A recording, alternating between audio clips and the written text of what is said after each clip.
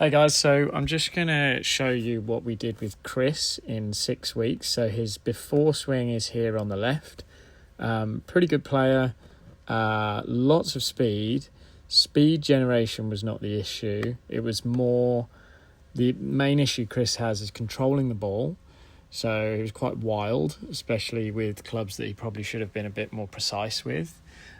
His distances would jump around, so sometimes a 7-iron would fly like 170 and then occasionally it would be back at like 140. So we needed consistency with how far the ball was going, consistency with him delivering the same dynamic loft every time he hit the ball, or similar at least. And he did have an issue with heel strikes, and I'll show you why. So the first issue is, funnily enough, despite him hitting it out of the heel, he's a little bit too far away from the ball here. So you can see the difference in the setup. On the left here, we've got his armpits over the toe line. And on the right, you can see his armpits are kind of over the balls of his feet.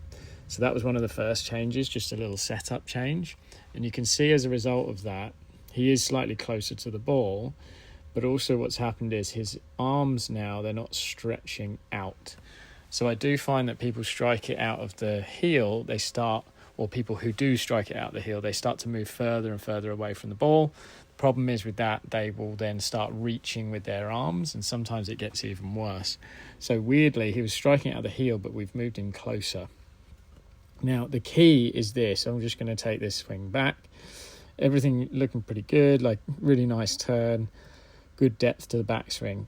The problems start from here. If you watch his trail leg, watch how his knee starts to kick in towards the ball. He's very much off that leg. So he does a lot of good things. He trails the club really well. It's a bit blurry, but the club's back behind the hands here, which is something I really look for. The problem is here, as soon as you start kicking that knee in towards the ball, you get a little bit stuck. So there's not enough space for his hands to swing through and swing left, which is essentially what we want to do by the point of impact. So as a result of that, he didn't actually shank this one. He got this one, but it was close to a heel strike.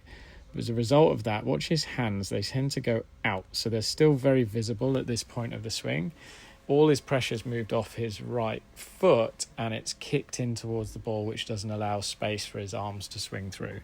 So a lot of his shots as a result will be heel strikes, but then he also struggles with low point control. Sometimes he's hitting the ground first because everything's a little bit stuck. So the idea was to try and get his sort of hands a little bit more in front of him on the way down. Also, just looking at this, you'll see how his finish is very high and it was sort of lacking a bit of control. You can see with the feet there, the way he's pivoting is a little bit off balance. So it wasn't really conducive with controlled iron shots. So on the right here, better posture. We've also already discussed that. The feel that I gave Chris was to very much feel like his right foot or his right knee wasn't kicking in towards the ball. So if you have a look on the way down here, he's managing to create space, which it allows him to swing his arms through, and then he can actually get his hands tracking left through the ball. So if we look at the same point of the swing here, you can see how that's very different with where his hands are. And ideally, we get those hands disappearing left.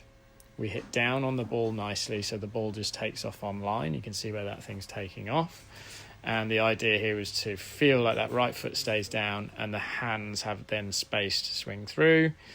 And under that pull noodle is there to get him rotating his chest really well through the ball, which also sends his hand path a little bit more to the left. So in TrackMan terms, what that does is it gets his swing direction a little bit to the left. That's how you can kind of see that with where his hands are going. That in turn will push the low point of the swing a little bit further forwards, which gives him a really nice strike every time now. And because we've created space by not kicking that right knee in so much, he avoids the heel strikes more often when he does this. The other thing here is that we talked a lot about having almost like a Tommy Fleetwood finish. He's got plenty of speed. It was more about controlling the distance that the ball went. So everything we've tried to do here is for control. You still create speed because he's already got that speed. He's doing it rotationally really nicely, and he's not sort of disconnecting the hands and the body through here and being somewhat kind of wild with his iron shots. Hopefully that will make sense, but if we just watch the swing on the right now and just play it through, he's going to have a lot more control with his irons now. He's going to hit down on the ball. Funnily enough, you might think, oh, this is a left path, but it's not. The club is still trailing really well. Again, it's blurry, but you can see the club head's back behind the hands. Then if you track left with the hand path, that club, while you track left with the hands, that club is still hitting from the inside. Because he hits down on it nicely, that gives him quite a nice compressed little draw shape. So that's what we've done with Chris, and you could be the same.